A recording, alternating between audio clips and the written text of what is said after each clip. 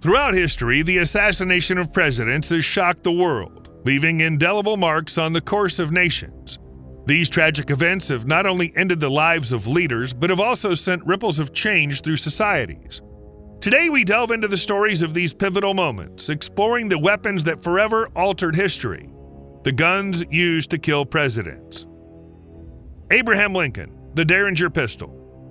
On the evening of April 14, 1865, President Abraham Lincoln, weary from the trials of the Civil War, attended a performance of Our American Cousin at Ford's Theater in Washington, D.C. It was a night meant for relaxation, but it turned into a nightmare that would haunt a nation. John Wilkes Booth, a famous actor and fervent Confederate sympathizer, carried with him a small but deadly weapon, the Philadelphia Derringer. This pocket-sized, single-shot percussion pistol was notorious for its accuracy and compact design, making it the perfect weapon for an assassination. Crafted by Henry Derringer, the pistol was less than 6 inches long, but its impact would be enormous. As Lincoln sat enjoying the play, Booth approached from behind, unnoticed by those around him. With one swift motion, he fired a single bullet into the back of Lincoln's head. The .44 caliber round struck Lincoln's skull at point-blank range, causing a fatal wound that ended the life of one of America's greatest leaders. Lincoln was carried across the street to Peterson House, where he succumbed to his injuries the following morning. The Derringer pistol, now housed at Ford's Theater National Historic Site, became a symbol of one of the darkest moments in American history, a simple weapon that changed the course of a nation forever. James A. Garfield, the British Bulldog revolver. Just 16 years later, on July 2, 1881, the United States was once again plunged into mourning when President James A. Garfield was shot in the back as he walked through the bustling Baltimore and Potomac Railroad Station in Washington, D.C.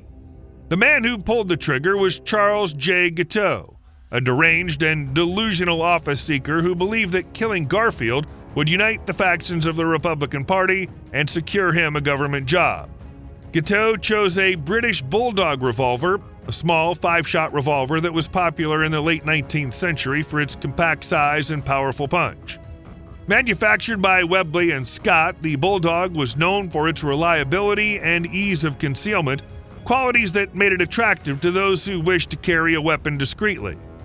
Guiteau fired 2 shots at Garfield, one grazing his arm and the other lodging in his back near the spine. The president collapsed, and chaos ensued as people rushed to his aid. Garfield's injuries, while severe, were not immediately fatal. However, the unsanitary medical practices of the time, combined with the inability to locate the bullet, led to severe infections. After lingering for 79 days, Garfield succumbed to his wounds. William McKinley, the Iver Johnson revolver. In 1901, the United States was once again shaken by the assassination of a president. William McKinley, the 25th President of the United States, had led the nation through the Spanish-American War and was enjoying widespread popularity. On September 6, 1901, while attending the Pan American Exposition in Buffalo, New York, McKinley was shot by Leon Zalgast, an anarchist who believed that killing McKinley would ignite a revolution. Zalgast used a .32 caliber Iver Johnson safety automatic revolver, a popular model of the time. Known for its simplicity, affordability, and durability, the Iver Johnson revolver was marketed as a safety revolver due to its hammerless design, which made accidental discharge less likely. Ironically, this very design also made it easier to conceal. The Iver Johnson revolver that Zalgast used now sits in a museum, a silent witness to a moment that marked the end of the Gilded Age and the beginning of the Progressive Era. McKinley's assassination shocked the world and led to significant changes in how the Secret Service protected the president. John F. Kennedy, the Mannlicher Carcano rifle. November 22, 1963, an unforgettable date in American history.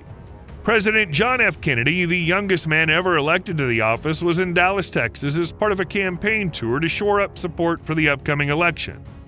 The sun was shining, and crowds lined the streets to catch a glimpse of the charismatic leader. But as his motorcade turned onto Elm Street and Daley Plaza, the unthinkable happened. The weapon used in the assassination was a 6.5mm Mannlicher Carcano rifle, a bolt-action military rifle originally made in Italy. Lee Harvey Oswald, the man accused of the assassination, had purchased the rifle through mail order using an alias. The Mannlicher Carcano, though not considered the most advanced weapon of its time, was lethal in the hands of a skilled marksman. From a sixth-floor window of the Texas School Book Depository, Oswald fired 3 shots at the motorcade. The first shot missed, but the second struck Kennedy in the upper back, passing through his neck. The third and fatal shot hit Kennedy in the head, causing catastrophic injuries. The assassination was captured on film by Abraham Zapruder, a bystander, creating one of the most analyzed and debated pieces of footage in history. The Mannlicher Carcano rifle has since become one of the most infamous weapons in history, not only because of the assassination itself, but because of the countless conspiracy theories that have surrounded it. Whether acting alone or as part of a larger plot, Oswald's use of this rifle forever changed the course of American history, plunging the nation into mourning and leaving behind questions that still linger today.